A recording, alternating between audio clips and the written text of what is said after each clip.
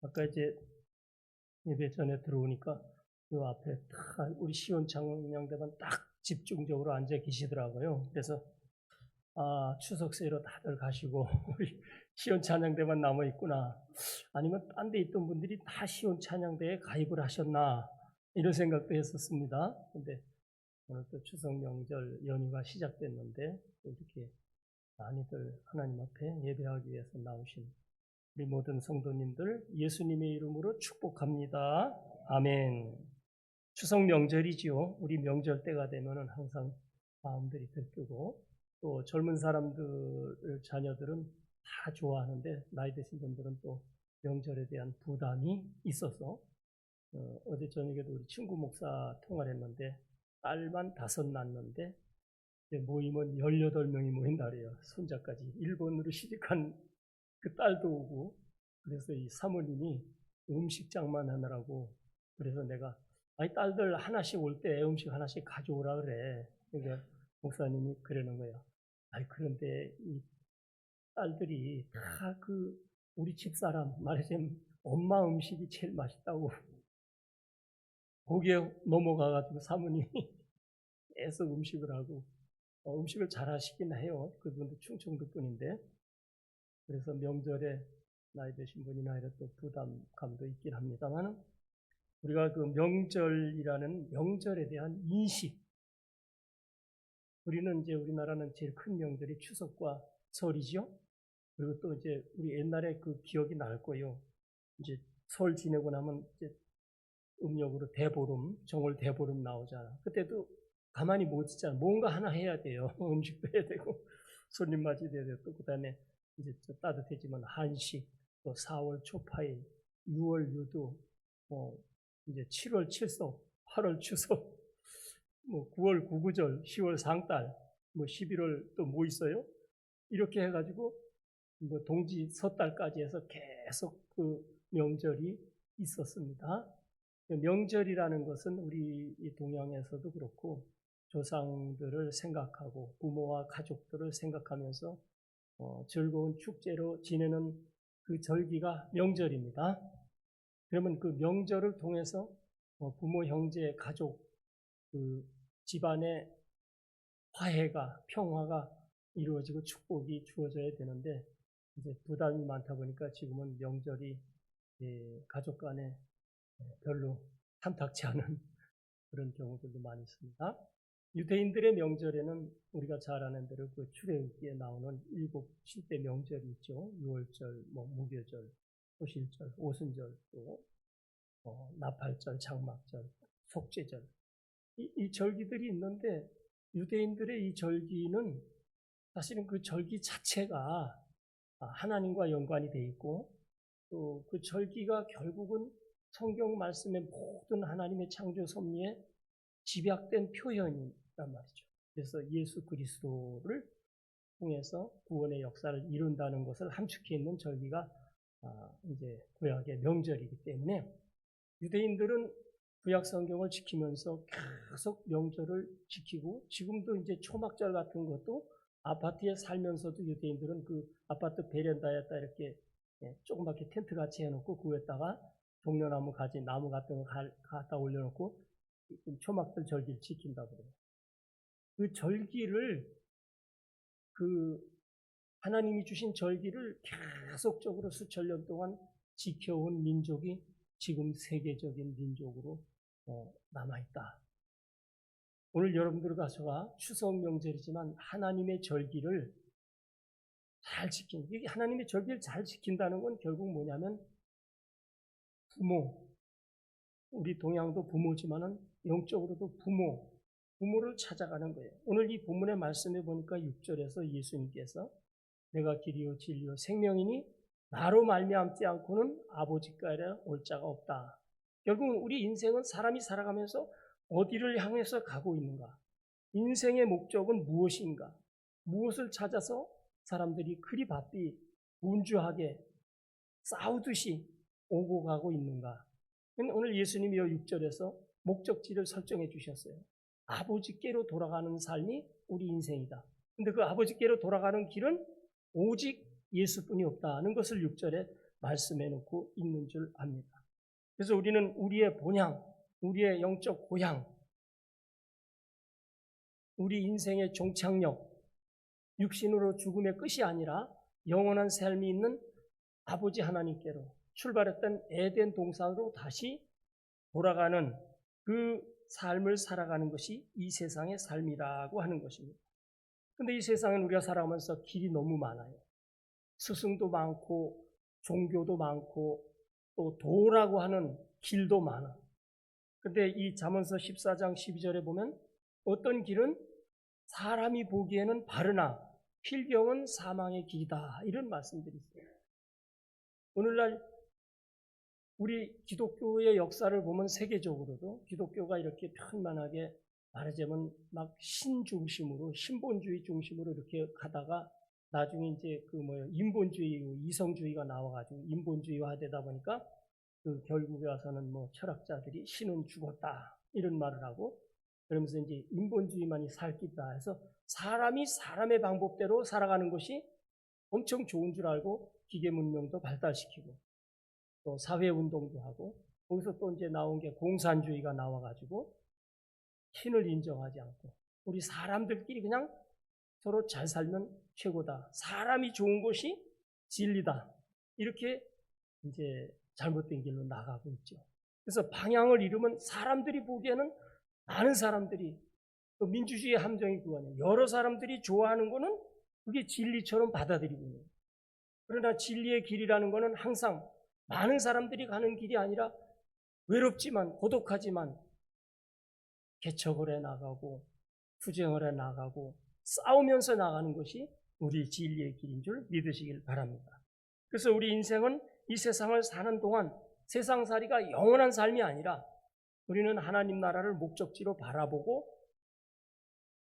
아버지께로 돌아가는 길을 택하여 가는 삶이 인생의 길이라는 것을 알아야 되고, 또 오늘 예수님께서 이 하신 말씀이 그대로 우리가 아버지께로 갈 수 있는 방법은 길이요 진리요 생명이 되시는 예수님으로 말미암아 갈 수 있다고 하는 사실을 기억하시기 바랍니다. 그래서 하나님은 우리의 아버지시라는 거예요. 하나님이 우리의 아버지시라는 걸 이제 이사야서 64장 8절에 보면 여호와여 주는 우리 아버지이시니 우리는 진흙이요 주는 토기장이시다. 그러니까 우리는 하나의 진흙덩어리였어요. 원래 진흙이었어요. 그래서 하나님이 천지를 창조하시고 사람을 지으실 때 흙으로 만들고 거기에다 생명을 부어넣었다 말씀하셨어요. 이걸 이사야가 그대로 말합니다. 하나님은 우리를 만드신 아버지시다.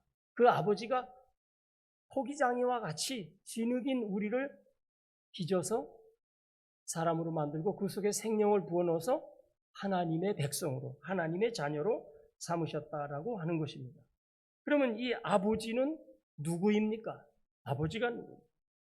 본인 7절에 보게 되면 너희가 나를 알았더라면 내 아버지도 알았으리오, 이렇게 말씀했는데 빌립이 8절에서 주여 아버지를 우리에게 보여주소서, 아버지를 보여달라. 예수님이 항상 기도할 때마다 아버지 아버지 하고, 그러니까 도대체 예수님의 아버지는 요셉인데 요셉은 온데간데 없고 계속 아버지 아버지, 그러니까 그러면서도 예수님이 하는 행위가, 하는 기적이 하나님으로 말미암지 않고는 할 수 없는 하나님과 같은 방불한 능력을 행사하니까 아버지를 보여달라고 빌립이 여기서 말하고 있어요. 그러니까 예수님께서 9절에서 빌립아 내가 이렇게 오래 너희와 함께 있었을 때 내가 나를 알지 못하느냐? 나를 본 자는 아버지를 보았거든. 어찌 또 아버지를 또 보여달라고 하느냐? 이 말은 뭐예요? 예수님이 내가 바로 아버지다, 내가 바로 하나님이다. 이제 결국 이 말씀이 예수님을 신성모독 죄로 유대인들이 사형에 처하게 되는 그런 원인이 된 거예요. 예수님이 하나님의 아들이라니까, 아니 예수님이 하나님의 본체라고 그러니까 이거 상식적으로, 교리적으로, 율법적으로 보면 신성모독이 맞습니다. 하나님이 사람의 모습으로 왔기 때문에 하나님은 사람의 모습으로 올 수 없다. 어찌 하나님이 사람의 모습으로 나타날 수 있느냐? 사람으로 모습으로 나타나신 예수가 하나님이라고 하나님의 아들이라니까 예수님은 당시 법으로 율법으로 봐도 그렇고 당시 시대적 상황으로 봐도 반드시 나무에 달아 죽일 수밖에 없는 죄인이 된 것입니다. 그래서 오늘 이 본문의 말씀에 보면은 아버지, 하나님이 아버지를 보여달라고 한 빌립의 말에 예수님이 나를 본 자는 아버지를. 성경에 보면은 구약에도 이제 아버지라는 표현이 많이 나와요. 물론 아브라함이나 이런 사람을 아버지로 표현한 것도 많지만 여기 오늘 구약 이 전체 성경에서 아버지라는 표현이 345번이 나오는데 그 중에서 130번이 요한복음 안에 들어있어요. 그러니까 요한복음 안에 들어오는 아버지는 거의 다 하나님 아버지를 지칭하는 거예요. 그래서 이 아버지가 바로 우리의 주님이시다. 그럼 여러분들과 저는 아버지 하면 무슨 생각이 납니까? 사람마다 달라요. 그래서 저도 이렇게 보니까 믿는 사람들의 이렇게 모든 신앙의 태도나 이런 성격을 보게 되면은 그 아버지가, 육신의 아버지가 어떠한가에 대한 그 영향력이 믿음에도 다 작용하는 것 같아요.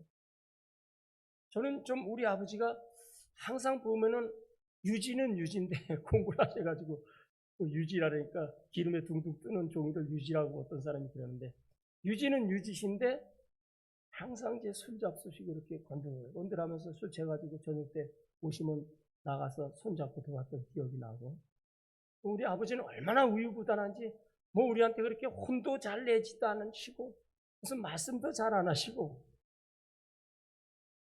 어떻게 보면 우리 아버지 제가 이제 조금씩 이렇게 하면서 이렇게 보니까 우리 아버지는 아주 능력이 없는 분 같이 느끼셨어요.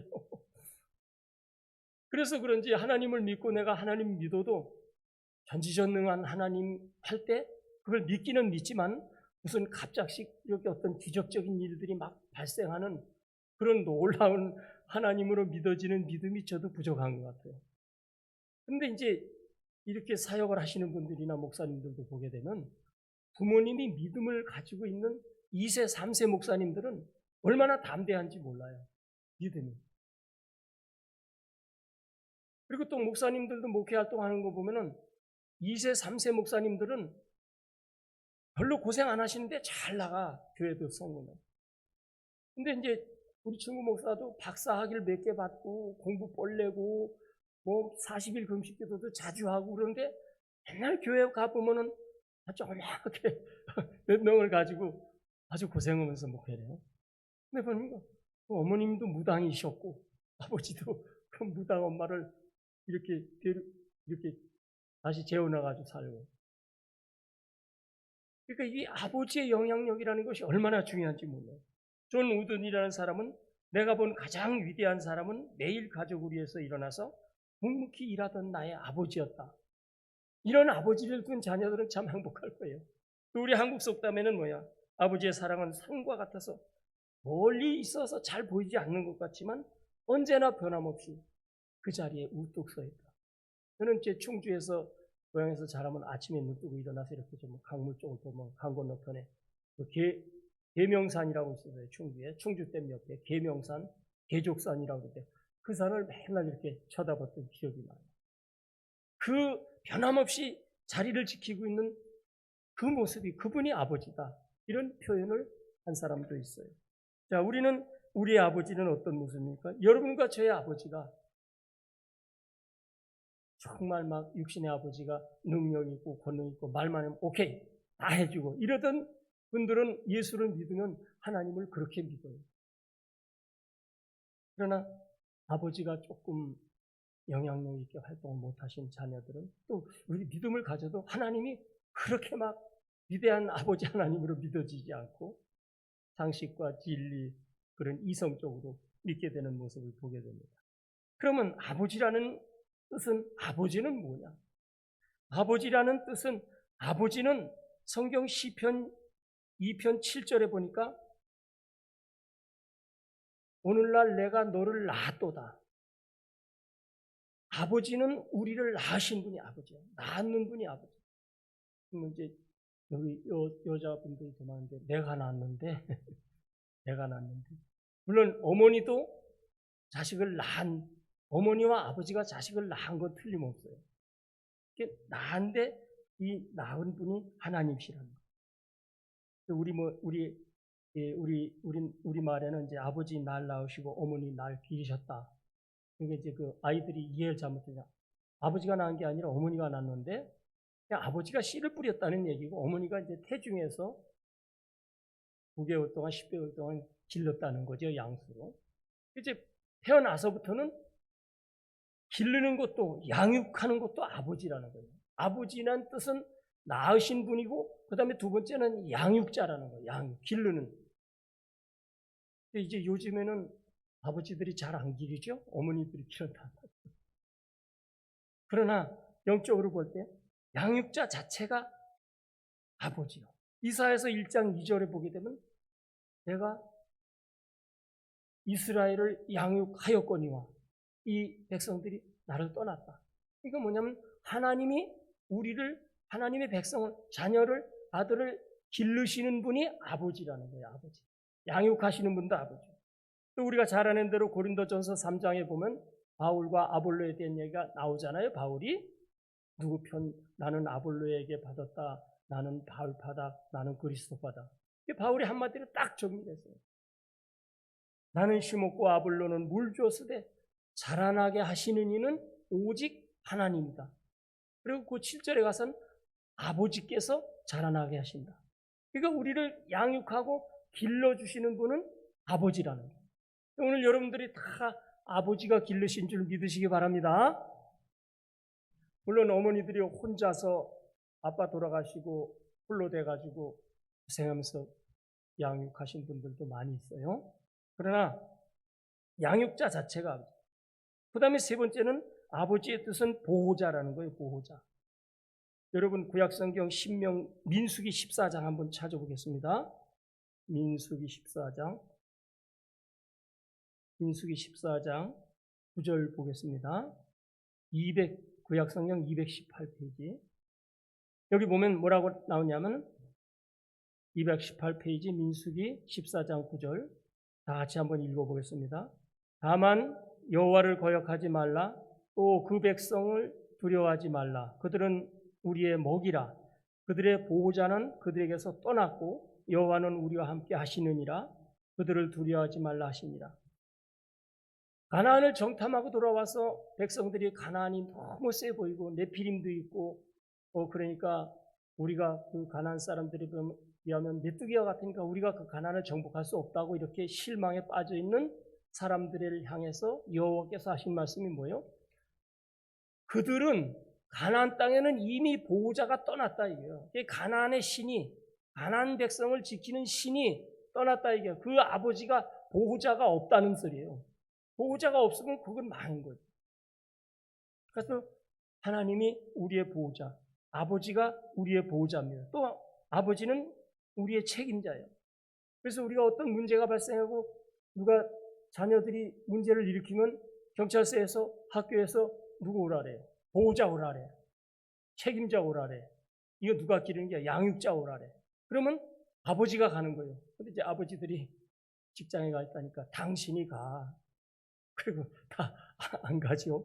우리 남자분들은 아버지들은 이제 아버지에 대한 책임감을 다시 한번 더 강하게 가져야 돼요. 아버지는 낳으시고 양육하시고 나를 보호하시고 책임져 주시는 분이 이분이 바로 아버지예요. 결국은 이 성경 말씀을 통해서도 그렇고 우리에게 아버지를 주신 것은 아버지라는 말을 주신 것은 우리 육신의 아버지를 통해서 하나님 아버지를 알으라고 그 역할이 그러하다는 것을 말씀해 주고 있는 줄 믿으시기 바랍니다. 우리 동양에서는 하늘과 땅이라 그러죠. 이제 하늘과 땅을 높이로 보는 게 아니요. 하늘이 높고 땅이 낮다 이렇게 보는 게 아니고 역할의 상대적이잖아요. 하늘은 양이고 땅은 음이라 음과 양의 조화를 이루는 거예요. 그러니까 하늘은 아버지고 땅은 어머니요. 그러니까 하늘에서 비가 내려서 땅에서 곡식이 자라는 것 같이 동양 사상은 그렇게 돼 있어요. 그러니까 아버지와 어머니를 우리는 차별로 보는 것이 아니라 역할이 다르다는 것뿐이에요. 근데 성경에서는 하나님을 어머니라고 안 하고 아버지라고 했단 말이에요. 여러분, 하나님 아버지라고 다 기도했죠? 아유, 난 우리 어려서 아버지가 돌아가시고 없어가지고 엄마 밑에서만 커가지고 하나님 어머니라고 하려고. 우리 대한민국에는 지금 어머니 하나님이 두 분이 계셔요. 또 한 분 또 있는지 모르겠어요. 두 분이 어머니 하나님이라는 분이 계시는데 이게 잘못됐다는 거예요. 여기 본문 말씀, 성경 말씀대로 하나님은 아버지가 양육하시고 기르시고 보호하시고 책임져 주시는 분이 아버지이신 줄 믿으시기 바랍니다. 여러분들 절대로 하나님을 어머니라고 하면 안 돼요. 우리 땅에서는 어머니들이 역할이 중요하긴 하지만은 반드시 아버지가 하나님이시라는 사실을 믿으시길 바랍니다.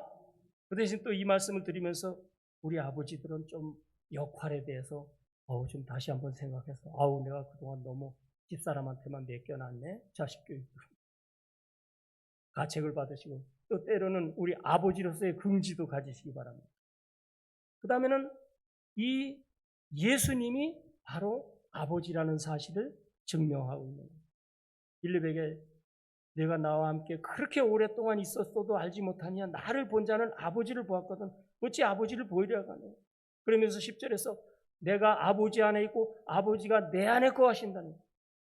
이게 바로 영적 신비예요. 예수님이 하나님 속에 들어가 있고 하나님이 예수님 속에 들어가 있다. 이건 우리가 신앙의 비밀이야. 우리가 예수님을 믿으면 성령님이 내 속에 들어온다는 것은 예수님과 나와 이와 같은 관계가 됩니다. 내 속에 예수님이 들어오고 내가 예수님 속으로 들어와서 하나가 되는 거예요. 그런 영적 체험이나 경험을 다 하실 수 있기 바랍니다. 그러면 우리가 예수님이 내 속에 들어와 있으면 내 인생의 주인, 내 육신의 주인, 내 껍데기의 주인은 예수님이 되는 거예요. 그러니까 예수님의 뜻대로 살아가기를 갈망하게 되는 줄 믿으시기 바랍니다. 예수님은 그렇게 말씀했습니다. 아버지와 나는 하나이다.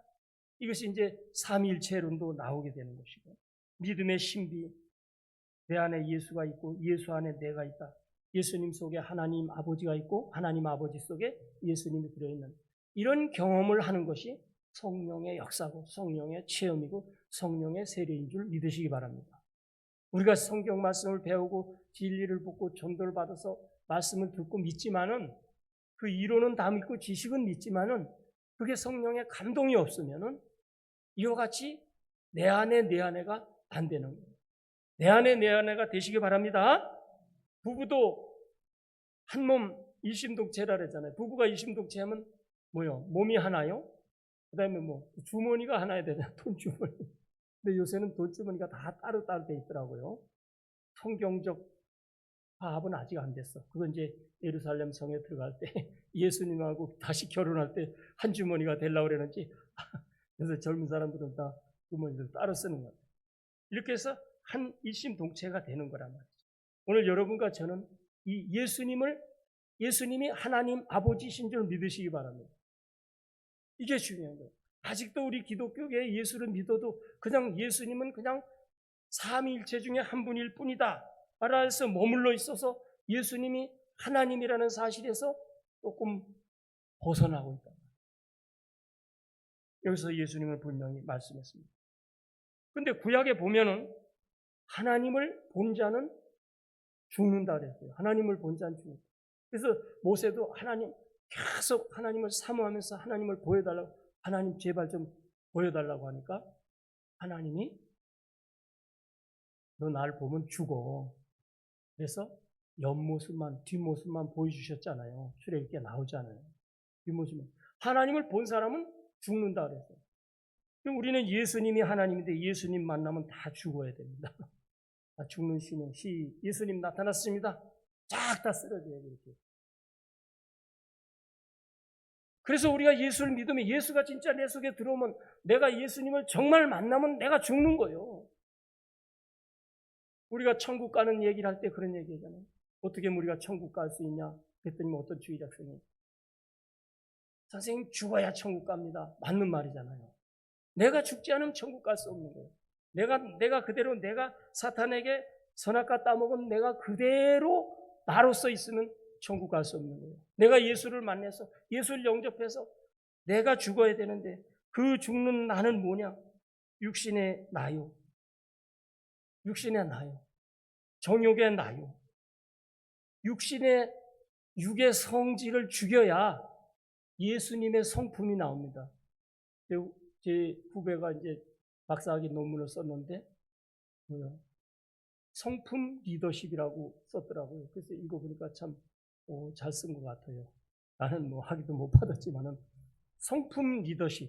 그러니까 우리가 예수를 믿으면은 그 성품 리더십 훈련을 해서 갈라디아에 나오는 3장에 나오는 성령의 9가지 열매를 맺는 훈련을 해야 된다는 거예요. 훈련을 해서 오래 참는 훈련, 자비, 양선, 충성, 온유와 절제의 9가지 열매를 맺기 위한 성품 리더십 훈련을 통해서 하나님의 사람이 돼야 된다.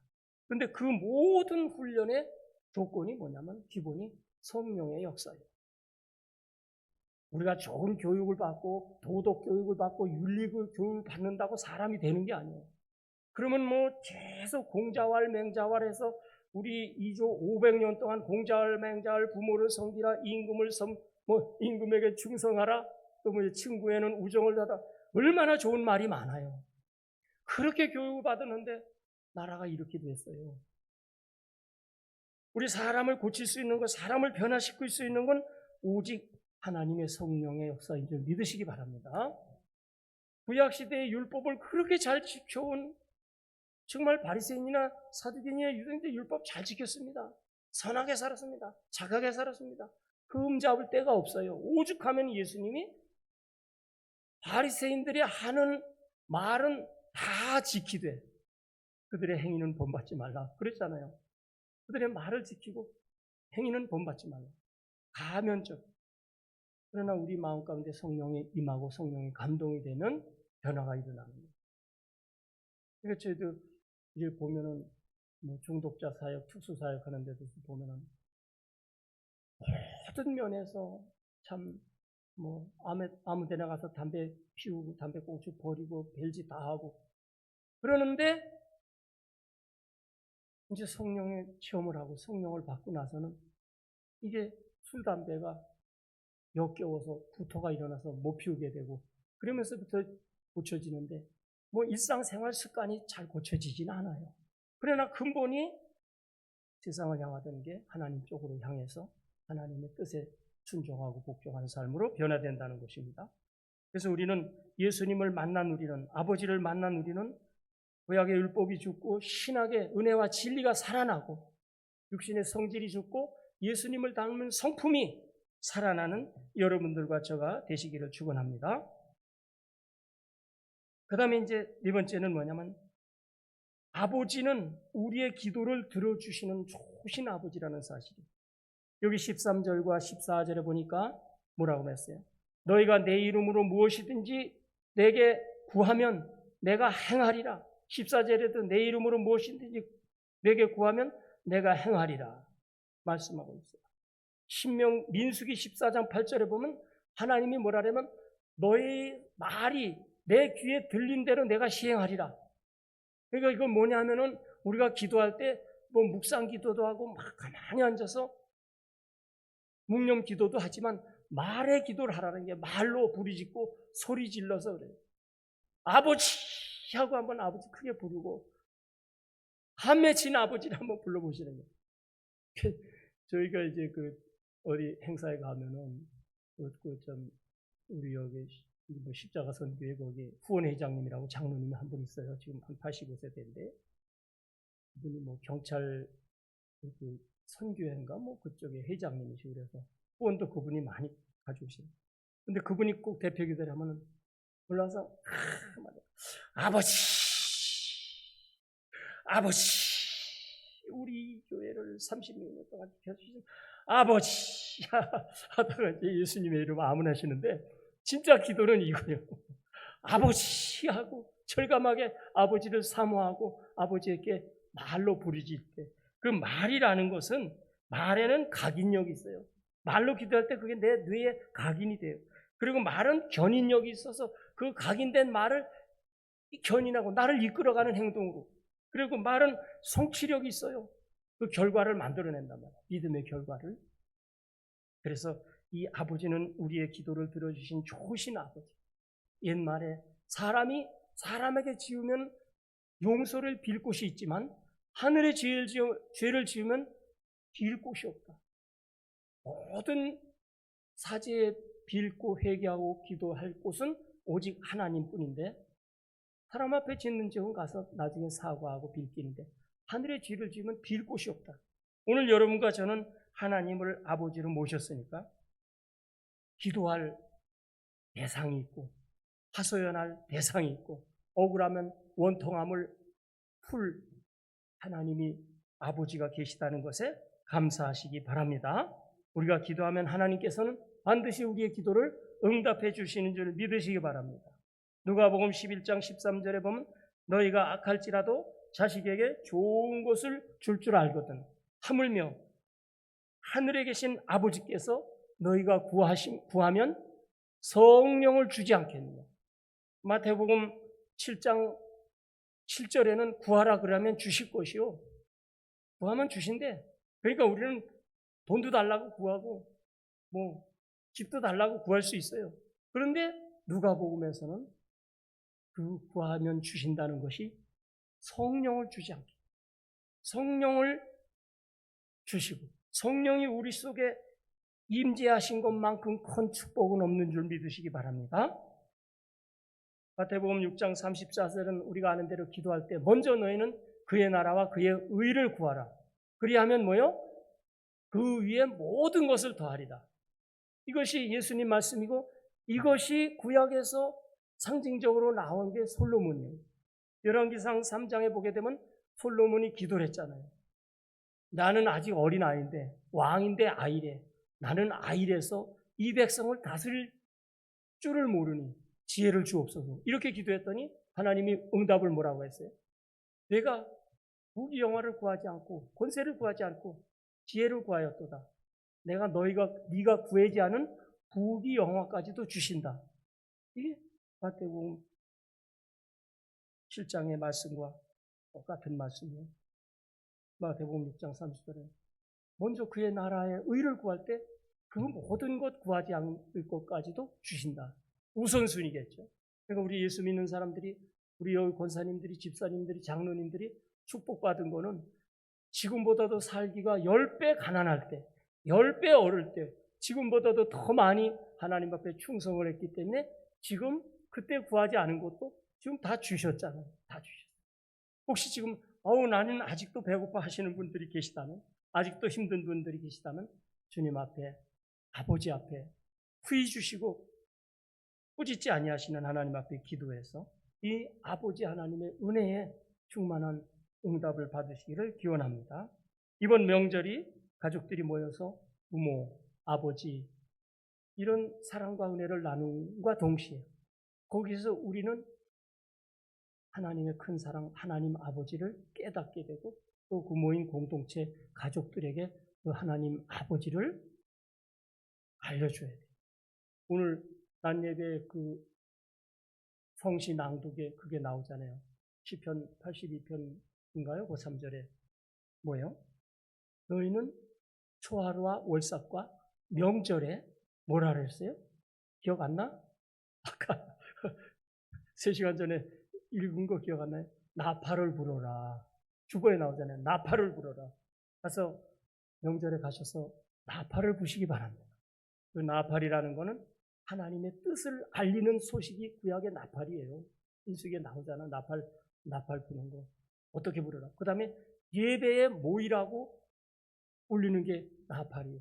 그 다음에 마귀들과 싸우러 나갈 때 마귀들과 싸울지라 할 때 나팔을 부는 거예요. 나팔을 불어서 전투를 해나가는 거란 말이죠.